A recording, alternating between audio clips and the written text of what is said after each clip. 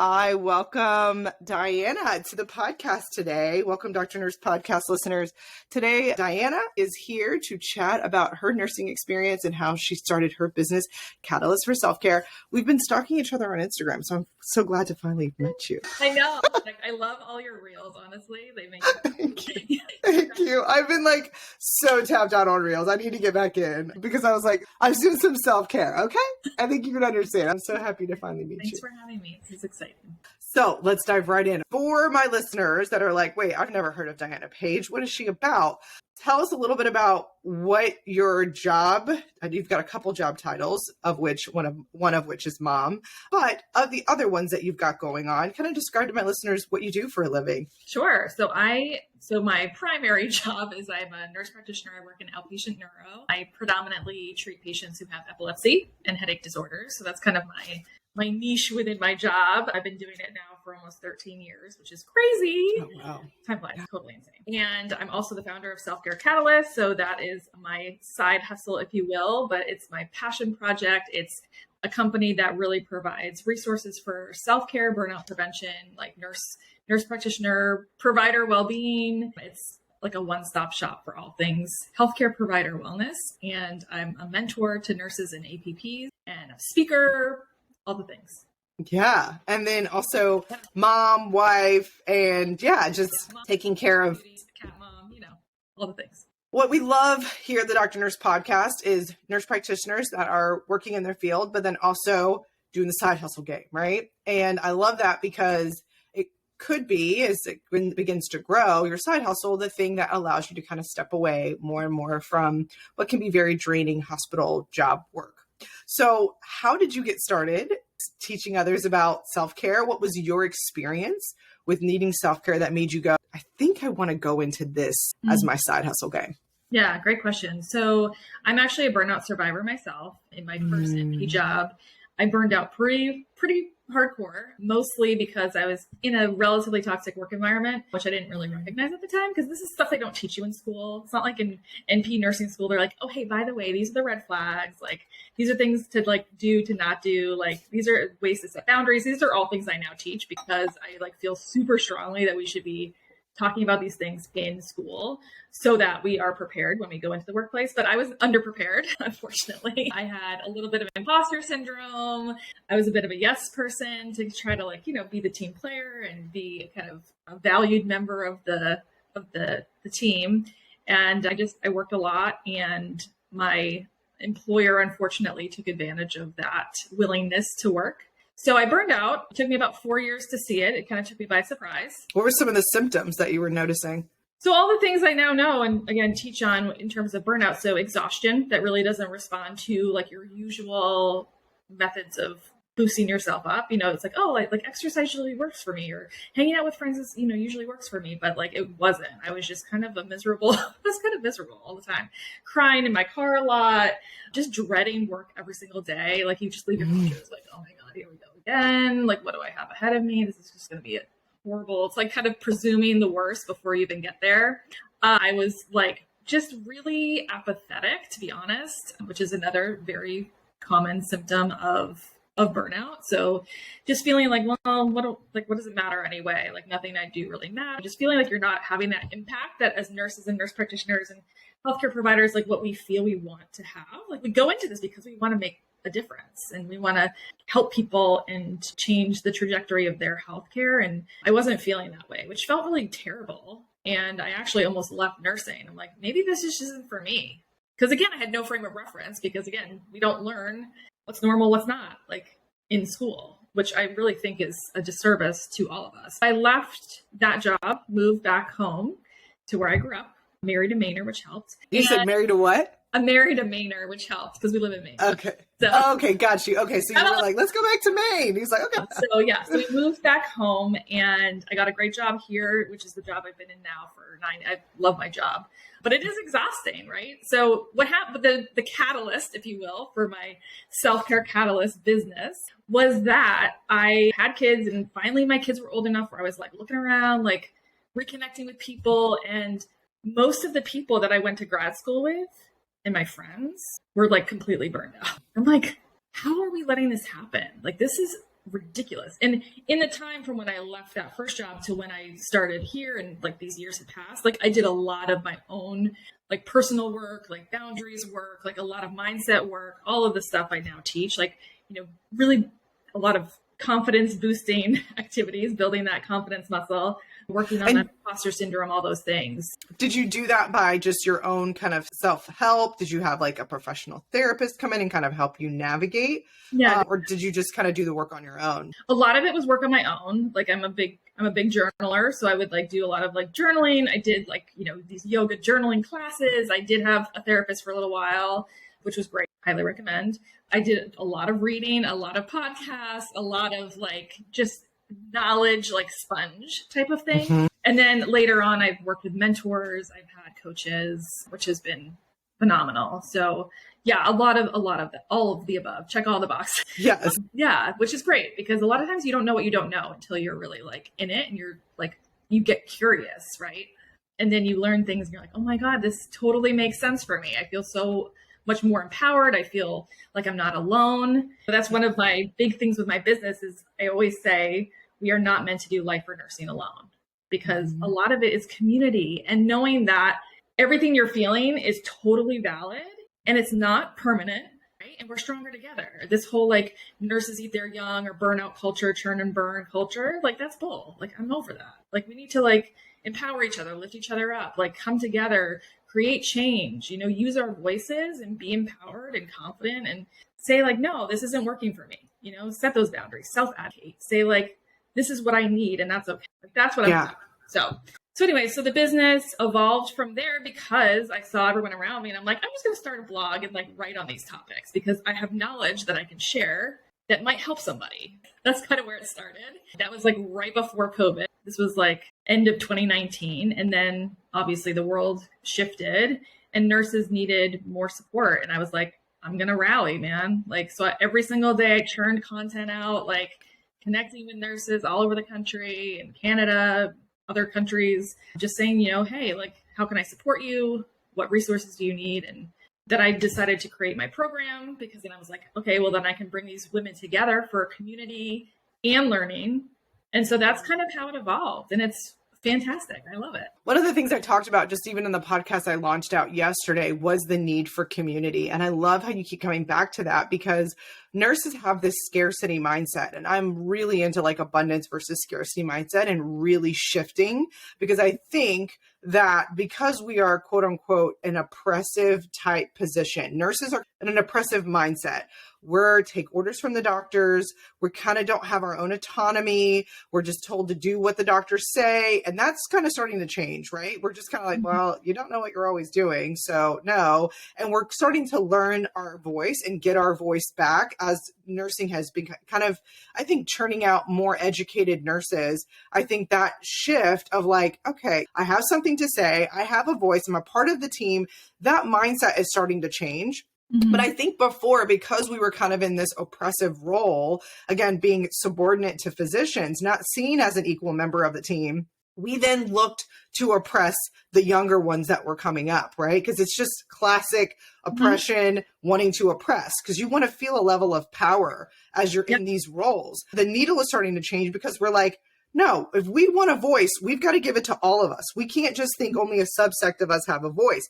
All of us need to rally together and have a voice together. And so I love that you're describing about community because we need to keep that mindset always that if somebody next to me is winning, that just means we're winning. No, not necessarily that she's winning and I'm losing. That's not the mindset. And so again, scarcity versus abundance, thinking the more I help others get to places that I might not have been able to get to, the more I help all of us get to places none of us have ever been to. And so it's just a different mindset that I don't think we've had. And again, that only comes through us helping one another up. Whenever you're like, I don't know if you cheer or like stepping on a horse, like somebody like helps you like get up on top of the horse, the boost. Like if we do that for one another in whichever way that we're called to do. And again, yours could be self-care. Somebody could be helping somebody learn about EKGs. Like I've had all these nurses on showing how they can help. Like I can teach you how to do Botox.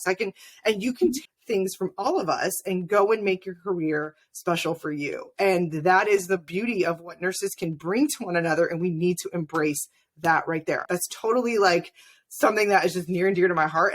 It's like, just because their light is shining bright doesn't mean you aren't shining bright too. It's okay. I think it's hard though, because a lot of us, there's all these limiting beliefs that come up, and comparison syndrome, right? Where we're looking at others, and there's so many blocks that are there. There's a lot of fear, there's a lot of things that come up, but these are work throughable. They're not permanent. When we talk about self-care, it's not massages and bubble baths and things like that. Like for me, honestly, self-care, and if you've been on my page for 2 minutes, is healthy boundaries and all these confidence building things and working through that. Like all of these things that do make us better at our jobs, make us better partners, make us better moms, make us better humans, and make us feel empowered. Like that's self-care, self-compassion, self-trust, self-forgiveness, like all of that. Yeah. Don't get me wrong, I do love a good massage, but like self-care is just so much more than that. And that's really what I hope on my page and in my programs and all the things, like that message is loud and proud. I agree with you. Self-care, in my opinion, is just kind of on the same lines of what you're saying, is checking in with yourself and seeing if this, whatever it is that you're doing, is vibing with the life that you want to create. I think that's self-care, because you can get so busy with the work around you, with all the obligations, with all the things that are pulling you down, that you never check in with yourself. You never say, hey, is what I'm doing right now building the life that I want to lead? And if it's not, I need to change something here, because I'm not going in the trajectory of what I want. It can be one thing. It can be, I'm going to set better boundaries at work. It can be, and again, just that tiny little shift, right? You've seen the shift. You've seen the big, submarines that are like, all righty, mate, 34, 35, and they're spinning all these numbers, right? And so they put the submarine on a trajectory. And one guy gives one number off, just one number. The sun's going in a whole different direction, right? And so that might be the only degree that you've got to shift your life to go, oh, I'm going in a whole other direction now. Perfect. This is what I want. I love that you brought that up, because that right there is literally the first thing we cover in mentorship, is the who you be versus what you do, and talking about identity and talking about like, what do you actually like, that whole like concept of self-awareness and emotional intelligence and all of that, because it's so true. If you don't give your brain a target, you're never going to get there. Like I always say, like what you focus on, you find. You got to give your brain a target. Yes. And that target can change. And like, we can't judge ourselves for whatever that target is, but like, we have to know where we want to move towards, even if it's simple. And then we just have to ask ourselves, okay, what is step one to get in that direction? Not, okay, we're going to plan out the win and we're going to do this, that. No, you don't have to do that. It's just step one. The whole, like, you don't need to see the whole staircase quote. Yes. You just need to see the first step. It's so true. And then you build momentum, then you build confidence. Like you do the scary thing. You move into that uncomfortable zone, and then you're like, dang, this feels good. Like, I can do this. Like I set a boundary, and now my life is so much better. I didn't burst into flames. I can do it. Where else can I set boundaries? What can I delegate? What can I automate? What can I eliminate out of my life so that you can live more than you work? That's what it's about. Go back to the thought we just talked about. And again, I always bring this up because it's such truth. And I always want to bring truth to my podcast. But there's a scripture that talks about that our battle is not against flesh and blood. Our battle is against bigger things. It's against the spiritual world that we don't even understand, and we never will truly understand. But if we are looking, thinking that Sally, who has this life that you want, is the person that you're fighting against, one, you're not focusing on yourself, because if you're looking internally, you ain't got time to look at Sally, because you got enough looking at Sandra, trying to figure out what is the person that Sandra wants to become. What are the things that Sandra wants for her life? Instead of looking at what Sally has on Instagram, you're way more focused in on, what does Diana want today? Who do I want to be? And when you start realizing that you've got to fight your demons, you have to fight your issues, like you're saying, imposter syndrome. I don't feel good enough. I don't feel pretty enough. I don't think that I'm smart enough. As you work through that for yourself, one, you ain't got time to look at Sally, because you got enough work to do, because God knows we all have enough work to do on ourselves. Yeah. But you aren't going to be so jealous of her. And then when you hear from Sally, I'm being true to myself, because this is what I want. And that looks good for Sally, but that's different for me. Sally's probably full of shit. You being like, dang, she's got her life together. Like, that's the thing. Like, we think people have like all of this stuff together. At the end of the day, like, they may be looking at you saying like, wow, you have all your stuff together. I wish I was like you. So it's like, it's not worth your time and energy. Just focus on yourself, because Sally's probably in the gym for 5 minutes, snaps that Insta photo, and then pieces out because he's exhausted. And, I do want to point out, like, all of these feelings of all the things we're talking about are completely normal to feel. Like, there's nothing wrong with feeling imposter syndrome. Like, it's actually, in a way, kind of healthy once in a while, right? Because we're not, like, just jumping to do stuff we're, like, uncomfortable with in terms of, like, our role within nursing, right? We ask questions. We look stuff up, right? Because we feel like, okay, I'm not comfortable with this procedure. Maybe I should just double check. That's okay to do, so you don't, hurt somebody. But it also keeps you curious, too, right? It keeps you, like, in the kind of, not the... totally know everything. Yeah, exactly. Because that's scary, right? When you've met those providers. Yeah, imposter syndrome is okay. It's just when imposter syndrome leads to shame is when it becomes a problem. See, and that's what I'm talking about. The deeper stuff. It's never just as simple as, oh, this other person. It's so much deeper within inside you. And so as you start to kind of go like, wait a minute, okay, I have imposter syndrome, which is totally normal because I kind of know what I'm doing, but what is it? I don't think I'm smart enough.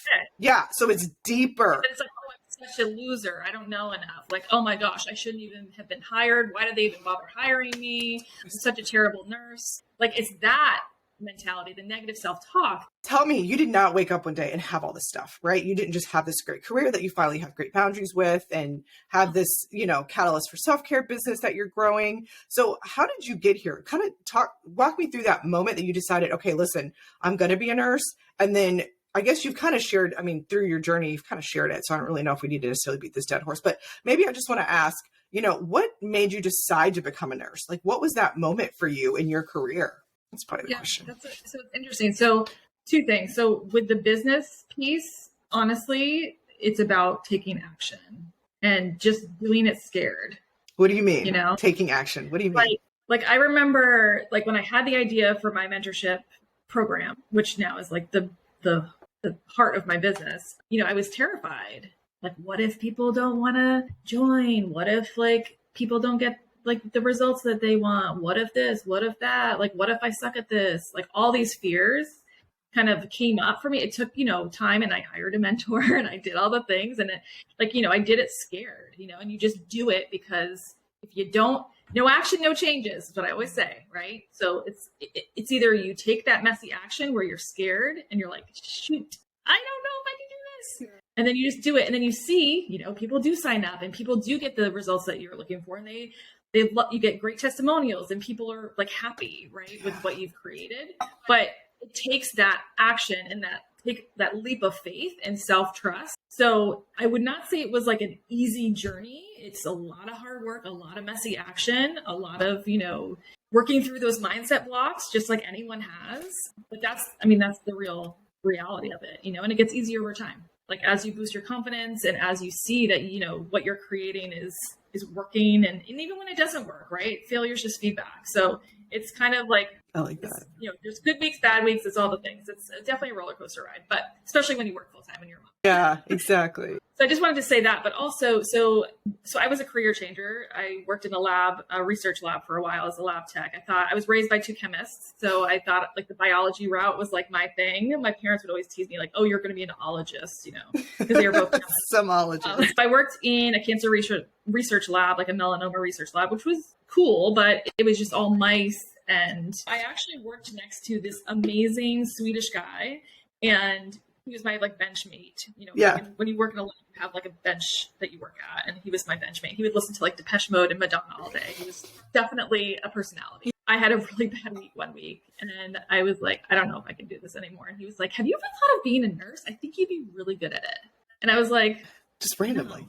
And so then I was like, he kind of planted that seed. And that was the catalyst for me, like really thinking about like, where do I want my life to go? Like, what do I see? When I think about what I want to do in my everydays, like what role do I want to serve, And so that's how I took that leap. I quit my job. I applied to a direct entry nursing program in Boston, and it was rough. It was a rough program, but I worked while in school, and it was just a crazy time, but that was my journey, and it ended up being okay. Whoever that guy is, the Swedish guy listening to Madonna chilling next to you. Out there. Thanks a lot, bud. Hans, if I had to guess a name, I would have guessed Hans. So yeah, that works. He's a good dude. Probably still there. I wonder what he saw in you that made him think like you would be a good nurse. Did you ever ask him? I don't know. spent a lot of time together. No, I didn't actually. Yeah. I would have been, Just really interesting. maybe I'll try to find him on like Facebook or something. It's just interesting too, because it's like, I want to say also, like, when I finished school, you have to kind of find a job. Yeah. Obviously, when I graduated, it was the recession of 2009. So there were like no jobs, and the ones that were there were like a bajillion people applying for. And so I remember being like, okay, this is what I don't want to do. Like, I didn't want to do ICU. I didn't want to do the ER, and I didn't want to do neuro. I was like, absolutely not. There's no way. It's too depressing, too crazy, not my jam. No way. Yeah. I've been in neuro for 12, 13 years. So I want to say to the people listening, like, sometimes we think we know, but until you actually like try, like I shadowed and I definitely did my due diligence, but like, you definitely don't know until you actually try it. Sometimes you'll be surprised at where you land. So being open-minded, not a bad thing. Throughout this whole process, you've had ups, you've had downs. Would you kind of share maybe a challenge, something that you had to overcome that you saw coming and you're like, this is it, I'm done for. But then you were like, no, it just increased my resolve for wanting this even more. And so you pursued it even more. Are you talking about like at work? Yeah, or just work, or even in your business, in either sector. Because what I really want to showcase to people is that you haven't just had wins all throughout your time. You haven't been just winning. Like people are like, all I do is win. Like, no, sometimes you lose and it hurts and it sucks. Like, no, 100%. So like I shared earlier, I am a burnout survivor. So 100%, it has not been all rainbows and butterflies by any means. There's been a lot of craziness. I would say a big hurdle. So when I left that job, it took a while actually for me to feel a little more confident again. And I remember kind of coming into this job being like, okay, you like talk yourself up. Yeah. You're like, okay, go into this job. Like, you're going to set the boundaries. You're going to like advocate for yourself. Like, all the things that like I had identified were things that I could have done better. Yeah. In my prior job. And I vividly remember the first time I like set a boundary at work. Oh, how'd that go? I was like scared. Yeah. I was like, oh my God, are they going to think I'm not a team player? Like, are they going to judge me? Am I going to be viewed as like lazy? Like, right. All these things come up, which I'm sure your listeners can identify with. We've all felt that way. But, I thought about it ahead of time, like, okay, well, what's the goal here? Like, what is the goal of this boundary? Like, what do I actually need? Who do I need to communicate with? Like, I had it all kind of like organized. Now it's just, honestly, the more you set boundaries, you just do it. You don't even think about it. Yeah. But back then I was like, okay, like totally had do my power pose. Like, I could do this. And you wore your favorite like outfit. It was about my schedule. And it was just, they're like, okay, great. Like, let's talk about it. I'm like, okay, we're good. And like, even now, like I had last week, there was a scheduling thing. I was very frustrated, very, very frustrated at work about something. And like, I keep my cool. Like, it takes a lot for me to like totally like freak out. I don't even remember the last time it happened, but like, I was really annoyed. And I think they could tell that I was frustrated because, I mean, they know me well enough at this point to know that like, typically I'm pretty, but I was very frustrated about something. And I went to, leadership, and I was like, look, this is what's happening. This is just like why it's not working, and blah, blah, blah, blah, blah. And this is what I need. And like, literally within like 2 hours, they had like an action plan. And like this woman who's in charge of the scheduling, like came to meet with me. She's like, okay, this is what I'm going to do. I was like, oh my, what? That was a win, but it's also like being vulnerable and putting yourself out there, which is not easy to do. In business, I would say there's been a lot of lows. I mean, there's been many things that I've put together and put a lot of work into and put all this time into, and it's like crickets, right? Where you don't have people sign up, or you like, no one wants to join you on a live or whatever it is, and sometimes that can be hard, right? It makes you feel like, oh my gosh, am I failing? Like, is this, but like now it's one of those things where I'm like, I'm going to show up. And even if it's one person, like maybe that one person needed to hear like that thing today, and like not look at like vanity metrics and just say to yourself, like, look, I believe deeply in what I'm doing. Like, there's zero question, like my belief, and like, I know my program works. Like, there's no doubt about that anymore because I've been doing it now for years. But those times still come up, right? Where you're like, oh shoot, like only, X amount of people liked my thing, whatever. It's like, cool. That's awesome. Yeah. Like, someone out there in the world thought that this was valuable. And like, if you were in a room of 10 people, they were like, yeah, girl, you'd be thrilled. Yes. But, on the internet, you're like, oh, 10 people. That's like the mindset shift that I've used. But like, there's going to be lows, there's going to be highs. But like the lows, you can definitely get through. And just, that's why I celebrate wins every Wednesday in mentorship. Oh, do you? Because like, if you celebrate your wins and like, there's always something to be like grateful, even if it's tiny, right? Like, oh, I ate 3 meals today, or hey, I showered. That was sweet. Yes, that's a true mom. That's a true mom there. Like this amazing like bonus. No, it doesn't have to be that extreme. Yeah. Like there's always wins, and like even keeping a little journal of the things. Like sometimes, like even testimonials or like messages I get from people that are like, oh my God, like thank you so much.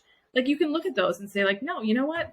I'm doing all right. Like this is helping, Yeah, I love that. That is so good. And you've had you said you had some mentors, and you've had other people on I believe that come onto your program and kind of helped. Like you've had Kat Golden. She was the one that came to actually like launch my program. She's actually launched a bunch of people. I don't know. Like I've met a couple other people that are like a direct result of her influence on their lives. She like definitely helped me move through the fear and the confidence stuff. She was like, girl, let's go.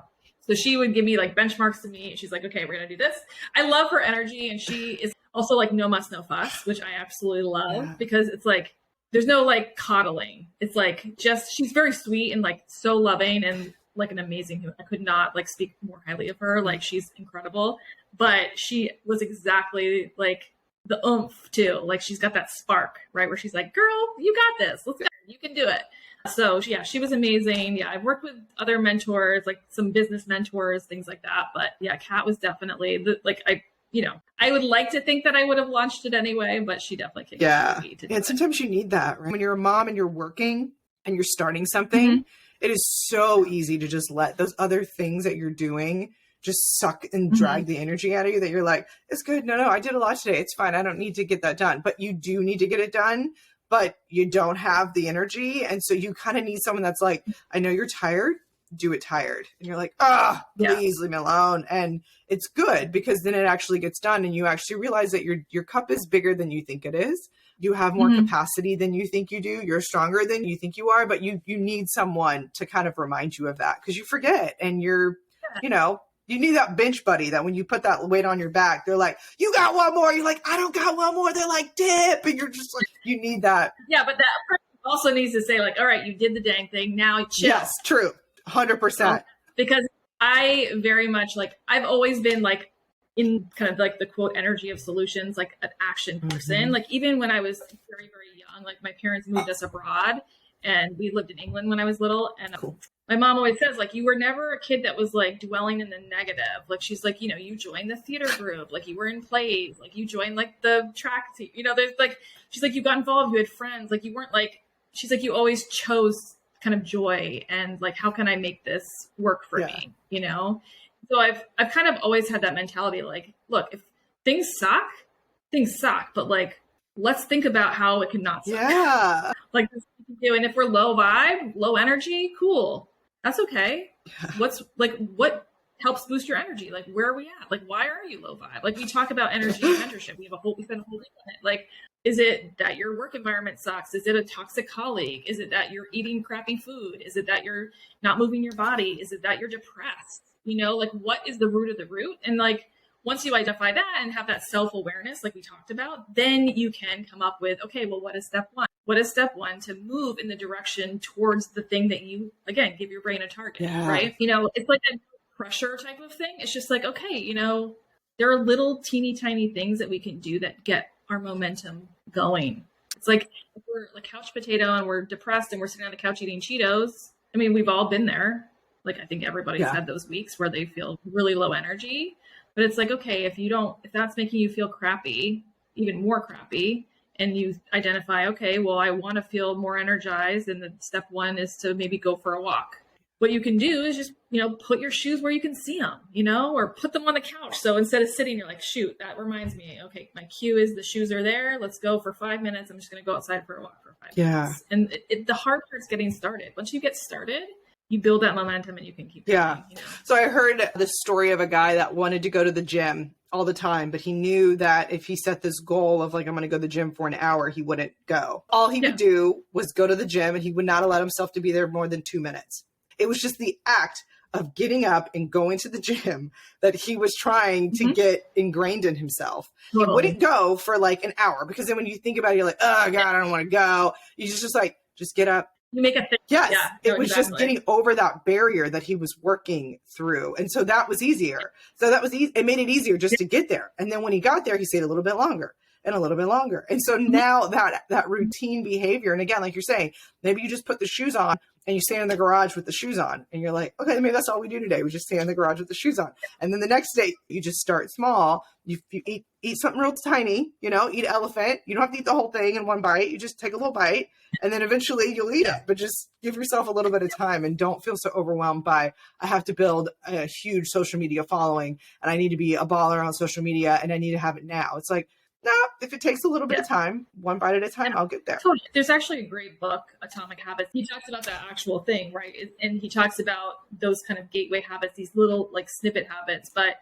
he talks about mastering the art of showing up. And that's why it works, right? It's like casting a vote for you and the life you desire to be living, and viewing things more as like an identity versus like I have to do. It's like, okay, well, I get to do this. Like, this is because I'm a healthful person, whatever. So if you guys haven't read or listened to the audiobook, it's a phenomenal read, really great for any sort of shifts that you're trying to do with habits. It's yep. It's on my list of like probably top 10 books ever is Atomic Habits. It's just absolutely fabulous. For the last question of the podcast, Diana, tell me about a piece of advice that you would give to a new nurse starting off in her career, or that you would give to Diana. If you could go back to Diana, like day one, straight from the lab, she's fresh, she's coming in to work as a nurse or a nurse practitioner, whichever job you want to talk to yourself in. What was a piece of advice that you would tell her, hold on to this, sis? And a piece of advice you would tell her, don't you dare listen to this for 1 second. That's oh my God, there's so many things. I think so. I'm going to do two because there's two really good ones. So number one, I would say never doubt your capability and always have your eye on your capacity, because a lot of us feel like our capacity is tied into our capabilities, and we are incredibly capable human beings, but we all have limits. We all have a capacity. So, tuning into what that looks like and trusting that you're worthy of whatever boundaries or whatever rest or whatever you need, like trust that you are worthy of that. So that would be the biggest one. The second thing I would say is just slow down sometimes, like take pauses. Like if we don't take that pause, we can't assess where we're at, And like, that's where that self-awareness piece comes in. It's like, when you leave your shift, take a pause, ask yourself how you're doing. Like, how do you feel? What do you want to feel? What's step one to get there? Like, there's all these little pauses. Like when I leave my house every day now, I pause when I leave my house, like just for 30 seconds and like think about like, oh, wow, it's a beautiful day. Just like zooming out a little bit, it's easy to keep our head down and just be like churn and burn. But so like taking that pause is super, super, super helpful. Those are really good pieces of advice. I agree. I feel like we've touched on all those things throughout this whole conversation of just slowing down, listening to yourself, doing the work within yourself. Like you said, just keeping your head down, not paying attention, just look around and see all that you have. You have so much to be grateful for. We all, even the little things, again, that you woke up today and you have air in your lungs and your brain is working and your heart is pumping. That is something. If that is all you've got a lot. And so just start there, just start looking and just thinking, okay, I get to do this work today because I'm alive. And this is what is, going to change my life. And that's going to change the directory. And this is going to put me on the path of who I want to be and how I want my life to look. So beautifully said. And for the last part of the interview, it's the rapid fire questions. Are you ready? Sure. What is your favorite holiday? Oh, Christmas for sure. Yeah, I love the Christmas tree. That's my jam. July 4th is getting up there, though. The older I get, I'm liking that holiday a little bit more. Just aside. Yeah, I love the snow, the coziness. Like, I love to put on Christmas music, and like, I love looking at the ornaments that like my mom gave us a bunch of like the ornaments that I had as a kid. So it makes me really happy. What is your favorite beverage? Do you have a beverage like your go-to? Polar Seltzer is my jam. I like the orange vanilla. That's what I was going to say. The orange one is so good. It shouldn't even. I don't know what's in it. I'm definitely a Polar Seltzer addict. I've tried a lot of seltzer. I know there's like LaCroix fans and whatever, but I'm a Polar. Do you have a favorite color? Yes, I like aqua blue. It reminds me of the ocean. Caribbean, like ocean. Yeah, it feels very like islandy. Yeah, tropical. Yes. Diana, thanks for coming on. And then where can my listeners find you? So at Catalyst for Self-Care is my Insta handle. That is where I live. That's my that's where there's some guides there if you need resources on specific things, but my DMs are always open. So if you're looking for something and can't find it, just let me know. There's a ton of free resources on my website, which is www.selfcarecatalyst.com. There's tons of free downloads there, boundaries downloads, like planners, you name it. There's a bunch of stuff there. So you can definitely check it out. Fantastic. Guys, check her out. I'll have all her stuff linked in the show notes. Again, thank you for your time, Diana. And guys, thanks for tuning in. Don't forget to enjoy the journey of your nursing career, of life. Enjoy it.